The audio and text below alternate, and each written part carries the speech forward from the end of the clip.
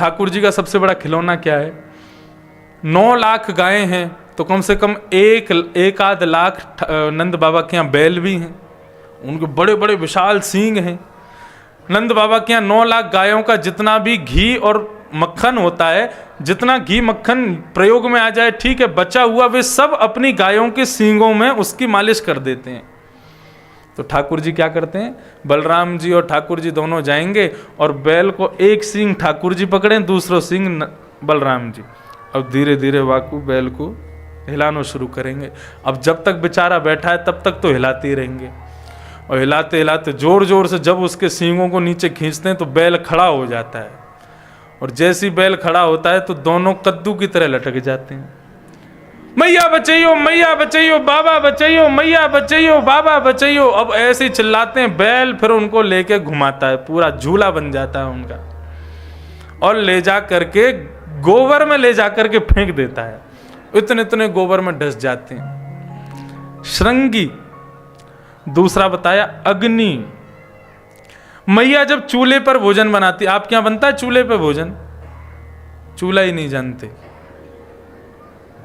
अब यहाँ चूल्हे तजन कहा कि मिट्टी का होता है, उसमें लकड़ी लगाते हैं, फिर ऊपर रोटी बनाते हैं, हमारे यहाँ उसको चूल्हा बोलते हैं।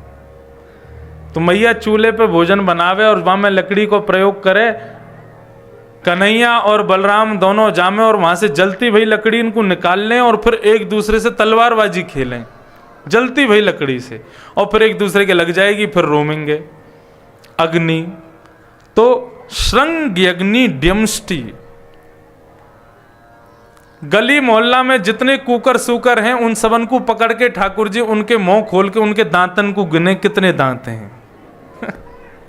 ड्यमष्टि। जल। जल में कूद जाएंगे, फिर कहेंगे भैया बचाइयो मैया बचाइयो, कोई बचाने के लिए जाएगा, उसका हाथ पकड़ के उसको भी घेर देते हैं अपने साथ। श्रृंग्यग्नि ड्यम्स जैसी जलद द्विज। ब्राह्मणों के साथ बहुत खेलते हैं ठाकुर जी। कैसे खेलेंगे? ठाकुर जी अपनी समस्त ग्वाल मंडली के साथ में हवन करते हैं। हवन कैसे करेंगे? बोले जंगल में जाके सूखे पत्तों को इकट्ठा करेंगे, उसके बीच में अग्नि जला देंगे, अग्नि चेता करके, और चारों तरफ समस्त ग्वाल बालों के संग बैठ जाएंगे, और बीच में बैठ करके फिर ऐसे मुंह चलाएंगे, स्वाहा डालो। तो सब ग्वाल बाल सूखे पत्तों का चूरा ही उसमें डालते हैं। हवन आदि करने के बाद में फिर मधुमंगल भगवान का मित्र वो कहेगा, कन्हैया हवन के बाद ब्राह्मण भोजन कराना चाहिए, चल न्योता दे के हमें। तो गोकुल के समस्त ब्राह्मणों के पास में ठाकुर जी सबके घर जाएंगे और सबके घर जाके कहेंगे, जय हो विप्र देवता प्रणाम। बोले आओ भैया नंद नंदन कैसे आए, आज हमारे घर यज्ञ भयो है, आपको भोजन पावे आनो भंडारो पावे। ठाकुर जी के जाते ही ब्राह्मण अपनी ब्राह्मणी से कहते हैं, आज चूल्हा मत जलाना घर में। क्यों? बोले नंद बाबा के यहाँ भोजन है, टिफिन तैयार करो, खुद खा के आएंगे, पूरे परिवार के लिए लेके आएंगे। नंद बाबा के यहाँ 56 भोग बनते हैं, एक आध रोटी से काम नहीं चलाते। देखो एक बात सुन लो, काम की बात। ब्राह्मण को 3 बार प्रणाम करना चाहिए। क्यों प्रणाम करना चाहिए? ब्राह्मणोस्य मुखमासीत, भगवान का मुख माने जाते हैं ब्राह्मण। कब? बोले पहला शिव पूजान्ते, शंकर जी की पूजा घर में कराओ, रुद्राभिषेक कराओ, रुद्राभिषेक कराने के बाद में ब्राह्मण के चरणों में प्रणाम करो तो ब्राह्मण का आशीर्वाद फलेगा। दूसरा भोजनान्ते, उसको भोजन कराओ, भोजन के बाद में दक्षिणा दे के प्रणाम करो तो उसका आशीर्वाद फलेगा। लेकिन भोजन कैसा होना चाहिए? बढ़िया होना चाहिए, नहीं कि 2-4 दिन की पड़ी हुई सब्जी गर्म करके और ऐसे रूखी सूखी रोटी खवाए दो बाकू, बढ़िया बनाओ। भोजनांते, शिव पूजांते। और तीसरा बताया, जब प्रातःकाल ब्राह्मण उठ करके संध्या वंदन गायत्री करके अपने नियम से जैसे ही उठे तुरंत प्रणाम कर लो। ये 3 समय में ब्राह्मण को प्रणाम करने से उसका आशीष फलता है। कब फलता है? बोले त्रिभिर मासे त्रिभिर पक्षे त्रिभिर वर्षेन सिद्ध्यते।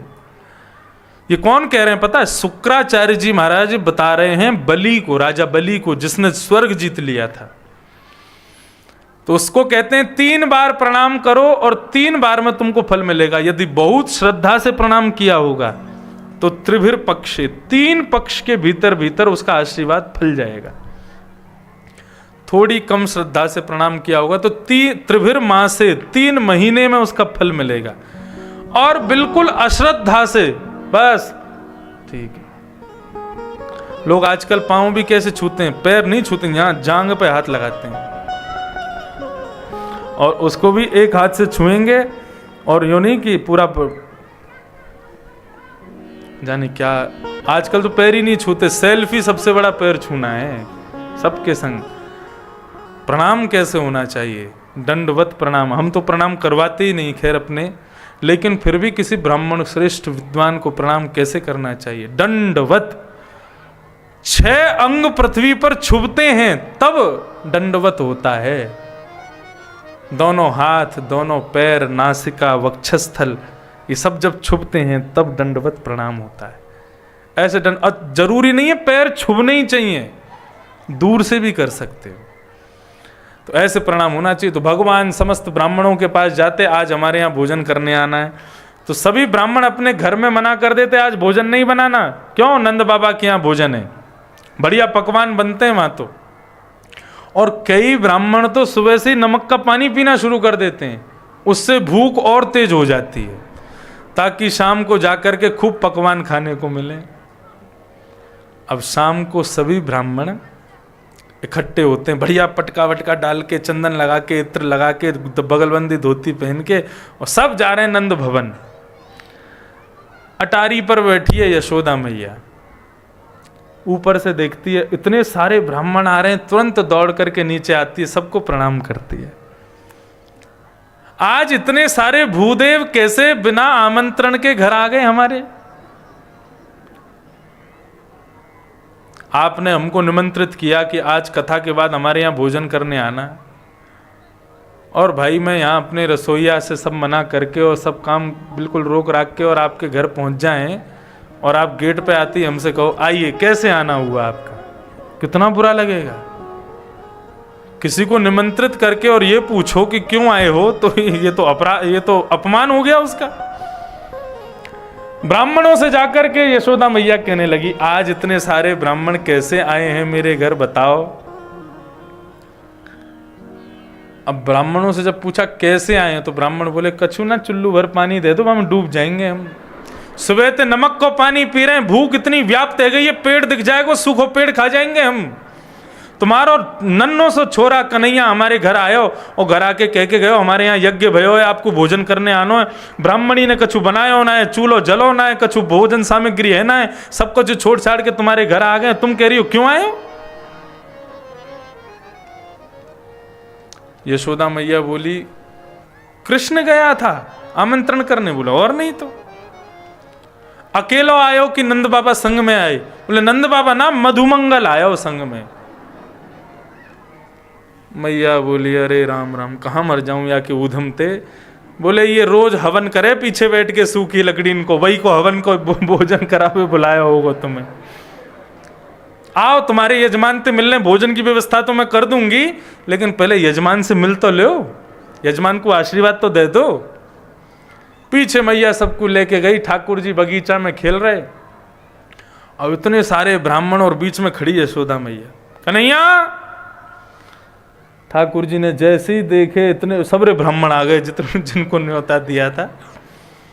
मधुमंगल से के मधुमंगल देख कौन आए हैं। बोले यार ये तो सच में आ गए। तो बोले कौन सा झूठे को न्योता थोड़ी दियो हमने। अब भगवान अकेले नहीं जा रहे, मधुमंगल को संग लेके जाए, तू भी पिटेगो मेरे संग, मैं अकेले थोड़ी पिटूंगा। अब मधुमंगल हाथ छुड़ा के भगे, लेकिन ठाकुर जी ने पकड़ लिया, बोले चल मेरे संग। अभी कितने साल के हैं ठाकुर जी? 3 वर्ष के हैं बस, 3 साल के। मधुमंगल को लेकर के आए, मैया ने कही अरे लाला ये सब कौन है? ठाकुर जी उनकी तरफ देख के बोले मैया तेरी सौगंध मुझ को ये ना पता इनको घर कौन सी गली में है, मुझे ना पता ये कौन है। मैया ने पकड़ो कान, बोले सुबह सुबह जाकर के सबन को न्योता दिया है भोजन को, और ये अब सबरे आ गए, मैंने कोई व्यवस्था करी ना, कहाँ थे पाऊं उनको।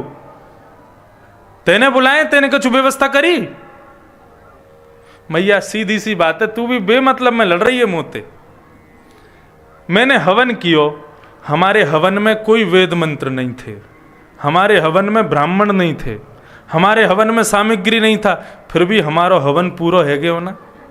ऐसे ही बिना रोटी सब्जी पूड़ी दाल चावल के ये लोग भी खाली पत्तल लेके कहते हैं वाह भाई बहुत बढ़िया बनो, एक एक सामग्री मुख में ले लें, जैसे हमारा हवन वैसे इनको भोजन।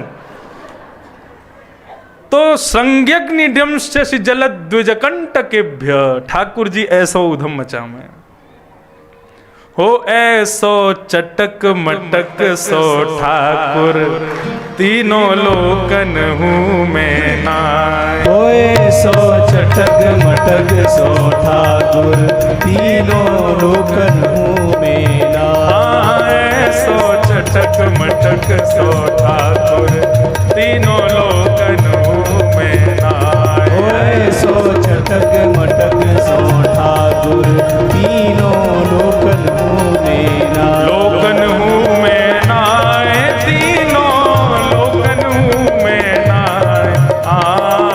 लोकन हूँ मैं नाय, तीनों लोकन हूँ मैं नाय। हो ऐसो चटक मटक सो ठाकुर, तीनों लोकन हूँ मैं नाय। हो ऐसो चटक मटक सो ठाकुर, तीनों लोकन हूँ मैं नाय। बस ऐसी लीला है ठाकुर जी की, चटक मटक हैं, खूब ऊधम मचा रहे हैं महाराज। अब इसके बाद आती है माखन चोरी लीला। ठाकुर जी ने माखन चोरी लीला क्यों प्रारंभ की, सुनिएगा। भगवान अपने समस्त ग्वाल बाल मंडली के साथ में खेलते हैं। अब एक आध बार किसी को जोर से धक्का लग जाए, किसी को जरा सी भी चोट लग जाए तो सब रोते हैं। भगवान कहते हैं अब भाई खेल खेलोगे तो रो लगती तो है, रोते क्यों? अपने घर को मक्खन खाए करो, दूध पिए करो, खूब बढ़िया घी खाए करो। हम गोकुल में रहते हैं, गोकुल यानी कि जहां पर प्रत्येक घर में कम से कम 10,000 गौवंश है, उसको गोकुल कहते हैं।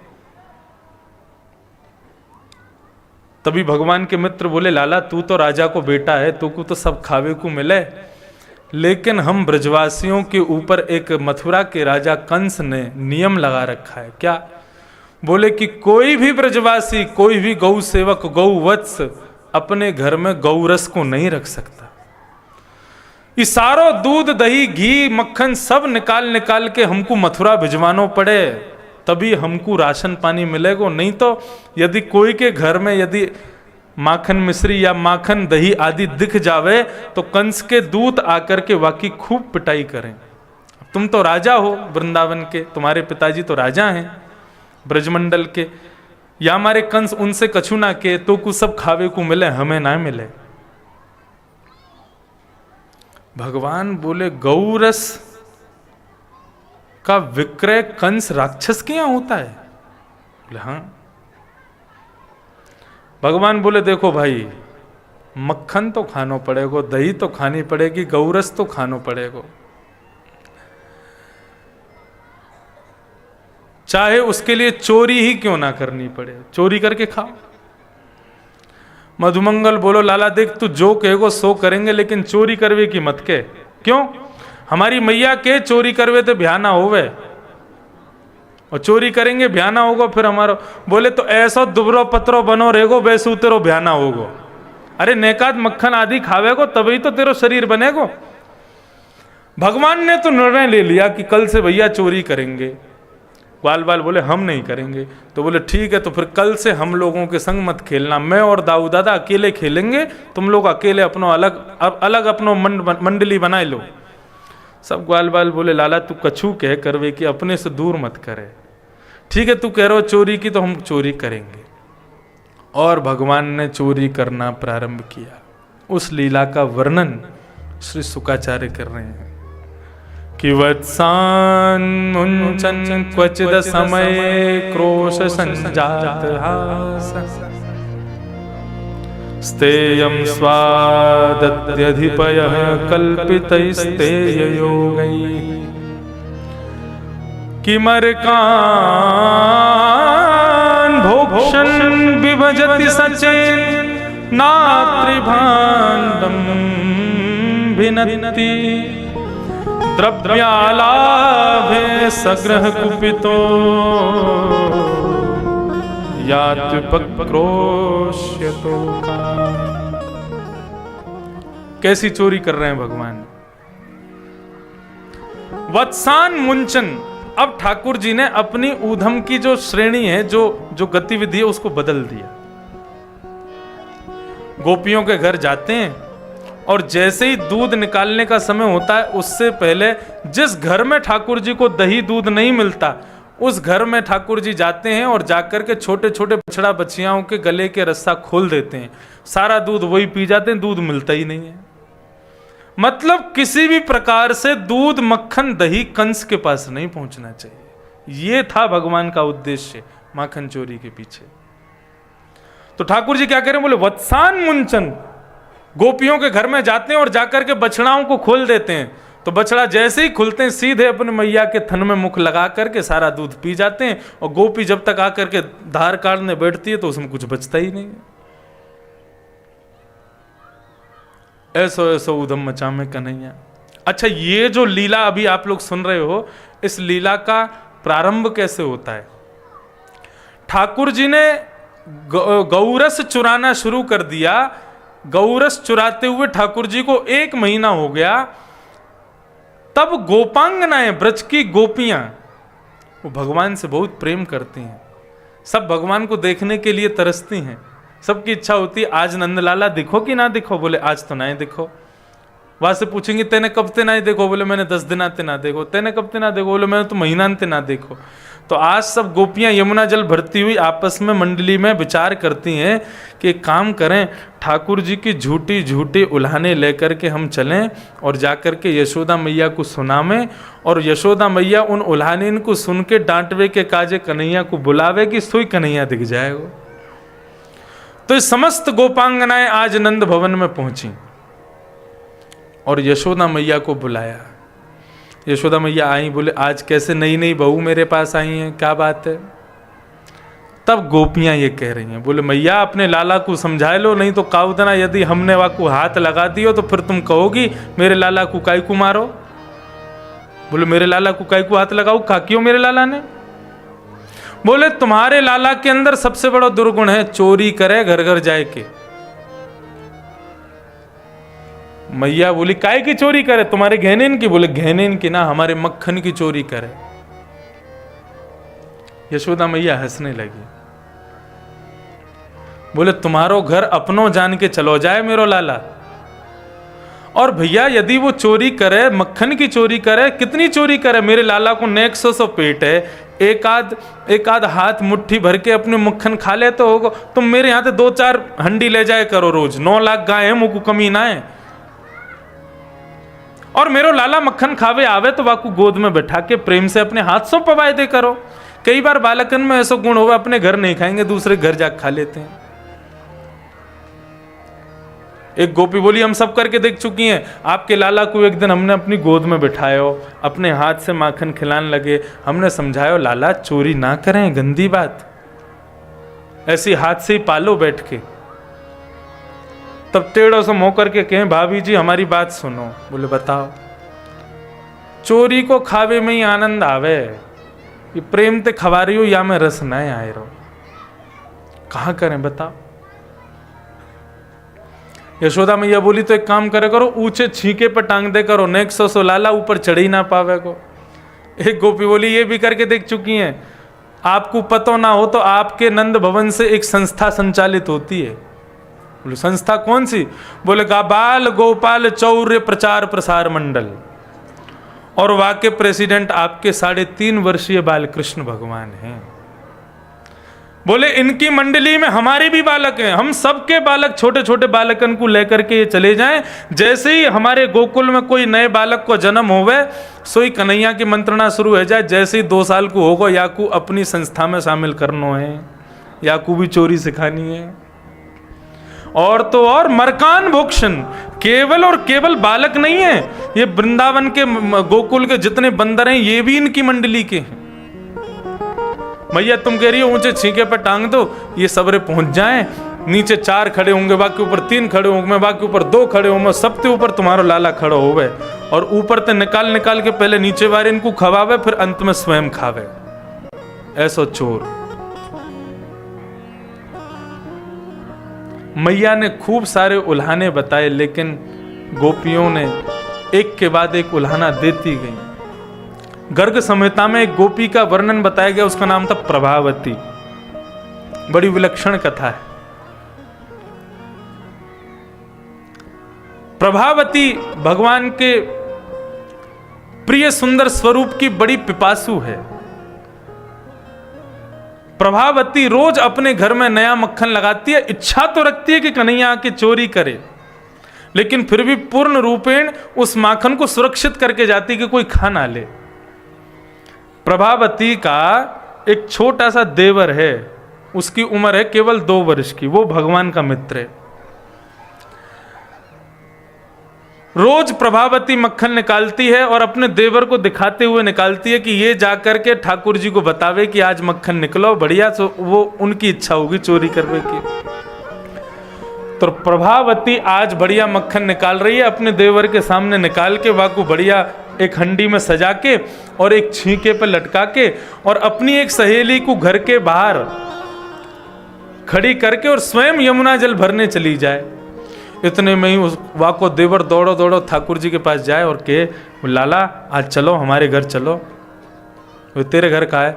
बोले आज धोरी गाय को मक्खन निकालो भाभी जी ने, बढ़िया मक्खन है, वही पाके आएंगे। बोले ठीक है। अब तो ठाकुर जी पीछे के रास्ते से कहीं से अंदर पहुंच गए। 3, 4, 5 ऐसे एक दूसरे के ऊपर चढ़ करके और ऊपर सबसे ऊपर लाल जी खड़े हो गए। मक्खन नीचे खवाते जाए, सब खाते जाएं। अब इतनी बड़ी हंडी खाते खाते ठाकुर जी थक गए। भगवान बोले ये तो खत्म ही ना है हेरो। वो लाला छोड़ दे, पेट भर को अब हम चलें। बोले ना है, छोड़ के नहीं जाऊंगा। ये प्रभावती कल कोई ते कह रही कि भैया लाला मेरे यहां चोरी करके दिखा दे तो मैं मानू, चुनौती दे रही मुंह को, या को प्रसाद तो देना पड़ेगा। सो ठाकुर जी ने कहा कि ऊपर से हंडी पकड़ के नीचे फेंक दे, फोड़ दे। और सब ग्वाल बालन थे बोले या को पूरा चौका लगा दो, चौक में पूरा मक्खन बिछाए दो। अब सब ग्वाल बालों ने पूरा मक्खन पूरे चौक में लगा दिया। प्रभावती आई, विशाल स्वरूप है, गजगामिनी प्रभावती सिर पर रख करके और यमुना जल की हंडी और गज की तरह चलती हुई आ रही है। अपनी सहेली से पूछते कोई आया तो नहीं? बोले कोई ना आयो, अंदर सब सुरक्षित है। और ठाकुर जी पीछे खड़े हैं, खिड़की के पीछे अंदर अंधेरे में खड़े हैं कि देखना। बोले अब मजा आएगा, देखियो अभी अंदर आवेगी। और जैसे ही उसने किवाड़ खोल करके अंदर प्रवेश करके अपना पहला पैर रखा है, राजधानी एक्सप्रेस की तरह फिसलती भाई सीधी सिर लगता उसका दीवार में जाके। फिर वहां से उठे, फिर गिरे, फिर उठे, फिर गिरे, फिर उठे, फिर गिरे। अब एक तो मक्खन ऊपर से उसमें यमुना जल और मिल गया है और चिकनी हो गई। अब ठाकुर जी दूर खड़े के ठेंगा दिखा रहे हैं, कह रही सबंते मैं चोरी ना करूंगा, देख ले। प्रभावती के हाथ पांव में चोट लग गई, जैसे तैसे खिसकती खिसकती बाहर आई और यशोदा जी के पास जाकर के खूब शिकायत करने लगी, तेरे लाला को देख लूंगी काउदना और यूं त्यों। यशोदा बोली मेरे लाला के पीछे पड़ी रहो, जादना रंगे हाथ पकड़ो, वादना लेके आई हो यहाँ पे, वहां से पहले आवे की कोई जरूरत ना है। प्रभावती बोली मैंने भी रंगे हाथ नहीं पकड़ो तो मेरा नाम प्रभावती। गर्ग संहिता में ये कथा है। आज फिर से मक्खन निकाला और अपने देवर को दिखा दिखा के कर रही है। देवर ने देखो, बोले आज भी मक्खन निकालो है। सोई ठाकुर जी के पास गए। ठाकुर जी सब बैठ के आपस में मंत्रणा कर रहे थे, आज चोरी कहाँ करनी है। सब बोले प्रभावती क्या करेंगे, कल बड़ा मजा आया था वहां पे, आज भी वहीं करेंगे। उसके देवर ने बताया, बोले आज भी भाभी ने बहुत बढ़िया मक्खन निकालो, वहीं चलो। अब तो सब झुंड बना करके पहुंच गए। प्रभावती ने अपने देवर को ऐसा दिखाया कि वो यमुना जल भरने चली गई, लेकिन आगे से घूम के पीछे की खिड़की से अंदर आके और एक कोने अंधेरे में बांस का बढ़िया डंडा लेकर के खड़ी हो गई है। अब क्या आके दिखाएं ये। ठाकुर जी आए, बोले कहाँ है देख वो रो। 5, 4, 3, 2 और सबसे ऊपर ठाकुर जी। और लेकर के जैसे ही नीचे देनो शुरू किया और नीचे सबन के हाथ में जैसे ही मक्खन लगो, इतने में ही विशाल डंडा लेकर के प्रभावती आई, बोले भाग यहां से बंदर। जैसे ही प्रभावती आई तो सब नीचे से छोड़ छोड़ के भागे, ठाकुर जी अकेले लटके रह गए छींके पे। सब भाग गए, अकेले ठाकुर जी बैठे ऊपर। प्रभावती देख ले मुंह को लग जाएगी और मेरे लग गई तो फिर बोले कल मेरे भी लगी बहुत जोर थे, आज नहीं छोड़ूंगी तो आ नीचे।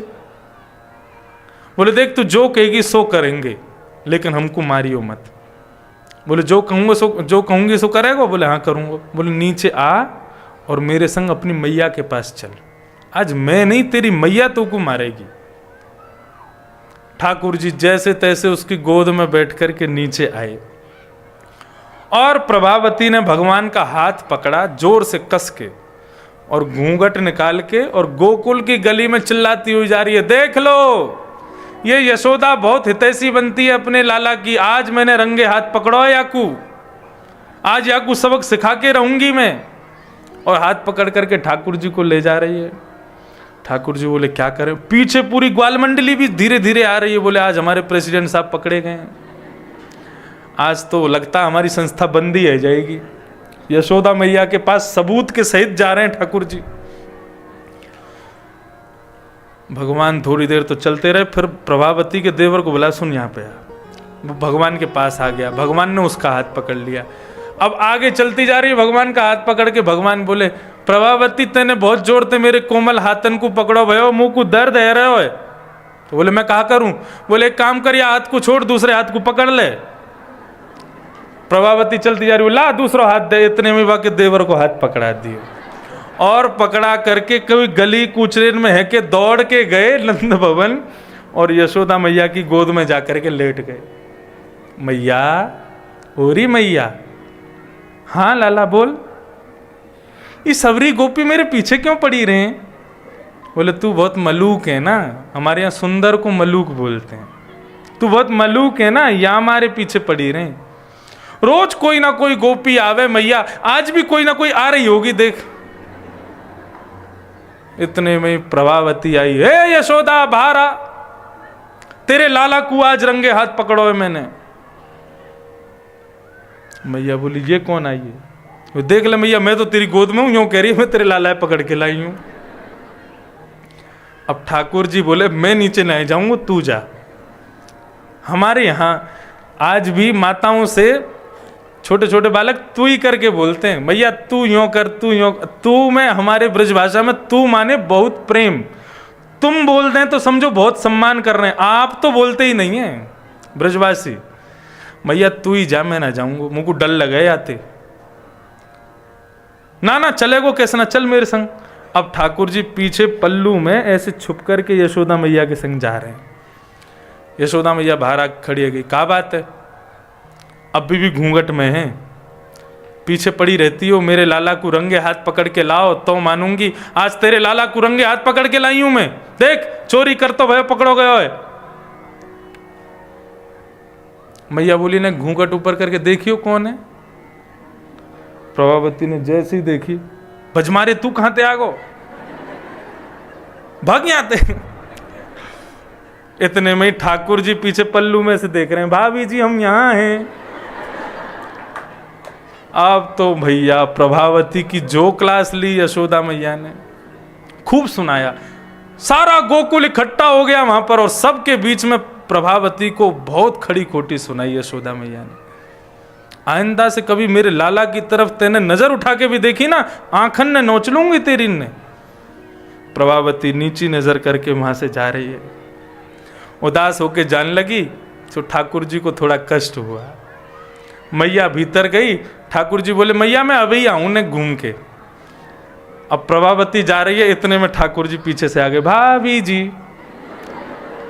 कहां घूम रही हो? प्रभावती बोली बात मत करो मुझसे। बोले हम तो यूं बतावे आए कि आज तुमने हमको रंगे हाथ पकड़ के मैया के पास ले जावे को प्रयास कियो तो आपके देवर को हाथ पकड़ा दियो, कल को यदि पकड़ोगी तो आपके खसम को हाथ पकड़ा देंगे हम नंद के लाला हैं, कन्हैया हैं, हमको पकड़ना साधारण नहीं। प्रभावती के पीछे घर तक गए। जैसे ही घर में उसने प्रवेश किया, ठाकुर जी खूब गेट खटखटा रहे, खोल, नहीं खोली तो पीछे खिड़की से ठाकुर जी पहुंच गए। प्रभावती बोली मेरे सामने मत आओ, तुम्हारी मैया ने कही है कि मेरे लाला को देखना ना है। ठाकुर जी तुरंत बोले मेरी तरफ देख। जैसे ही ठाकुर जी को देखने लगी, इतने में ही नन्हे से बाल कृष्ण प्रभु विराट हो गए, शंख चक्र गदा पद्म धारण करके अपने नारायण स्वरूप का दर्शन करा। प्रभावती हम कोई माखन की चोरी नहीं कर रहे, हम तो तुम ब्रजवासीन के मन की चोरी कर रहे हैं, तुम्हारे प्रेम की चोरी कर रहे हैं। कौन पावे आको पार, ये पद याद कर लीजिए, बहुत ही प्यारा पद है। प्रेम नदिया की सदा उल्टी बहे धार, कौन पावे आको पार, प्रेम नदिया की सदा उल्टी बहे धार। कौन पावे आको पार, प्रेम नदिया की सदा उल्टी बहे धार। कौन पावे आको पार, प्रेम नदिया की सदा उल्टी बहे धार। ओ देखो मैं सुनाऊं एक बात अन में, देखो मैं सुनाऊं एक बात अन में, देखो मैं सुनाऊं एक बात अन में, देखो मैं सुनाऊं एक बात अन ब्रह्म निराकार रहो गोकुल में। ब्रह्म निराकार रहो गोकुल में। ओ ब्रह्म निराकार रहो गोकुल में। ब्रह्म निराकार रहो गोकुल में। नंद यशोदा के द्वार, यशोदा के द्वार, नंद यशोदा के द्वार, यशोदा के द्वार। ओ प्रेम नदिया की सदा उल्टी बहे धार। कौन पावे आको पार, प्रेम नदिया की सदा उल्टी बहे धार। कौन पावे आको पार, प्रेम नदिया की सदा उल्टी बहे धार।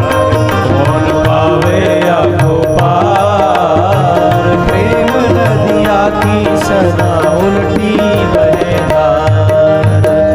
विष्णु अवतार विश्व पोषण करण, विष्णु अवतार विश्व पोषण करन। भगवान विष्णु अवतार विष्णु सहस्त्र नाम में लिखा है विश्वम विष्णु वसत्कारो। पहला श्लोक ही यही है। विष्णु का अवतार क्यों हुआ, कृष्ण बन के क्यों आए? विश्व के पोषण भरण के लिए आए हैं। कैसो पोषण भरण कर रहे हैं, सुन ही रहे हो आप। ओ विष्णु अवतार विश्व पोषण भरण, विष्णु अवतार विश्व पोषण करन। और सोई कर चोरियां अहीर घर। सोई कर चोरियां अहीरन करन। भगवान विष्णु का अवतार विश्व के भरण पोषण के लिए हुआ है, लेकिन हमारे ब्रजमंडल में विष्णु को देखो क्या कर रहे हैं। बोले अहीरों के घर जा जा करके चोरी कर रहे हैं। सोई कर चोरियां अहीर घर। सोई कर चोरियां अहीरन करन। तज प्रभुता विसार, प्रभुता विसार, तज प्रभुता विसार। प्रभुता हाँ भैया, प्रेम नदिया की सदा उल्टी बहे धार। तज प्रभुता विसार, प्रेम नदिया की सदा उल्टी बहे धार। कौन पावे आको पार, प्रेम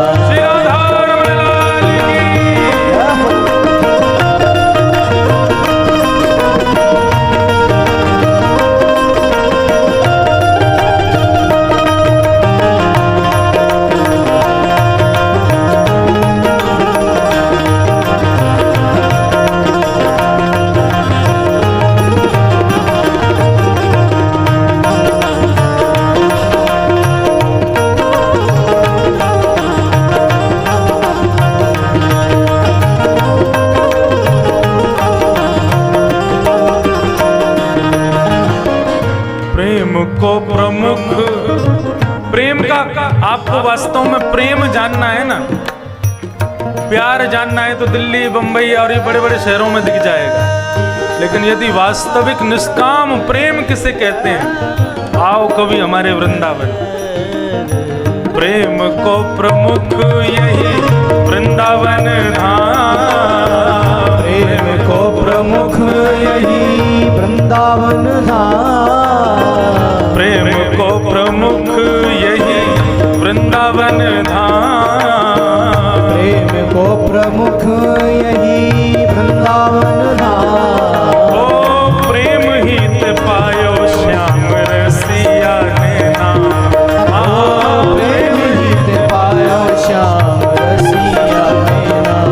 हमारे यहाँ आप कभी भी किसी भी ब्रजवासी को मंदिर जाते हुए पूछोगे ना कहाँ जा रहे हो, वो क्या कहेंगे, लाला को दर्शन करवे जा रहे हैं।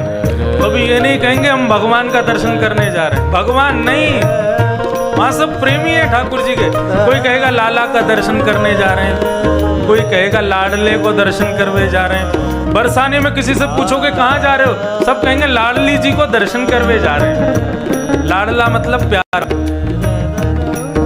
हमारे ब्रज में कोई भी ठाकुर जी को भगवान नहीं बोलता, सब लाल जी बोलेंगे, लाडला बोलेंगे, कन्हैया बोलेंगे, कृष्ण बोलेंगे, भगवान कोई नहीं बोलता।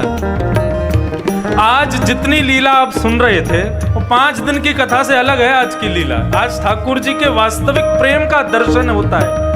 लेकिन कई लोग इस पर भी संदेह करते हैं, भगवान ऐसा कर सकते हैं? तो भैया ये प्रेम की बात है, या है जाने कहाँ गवा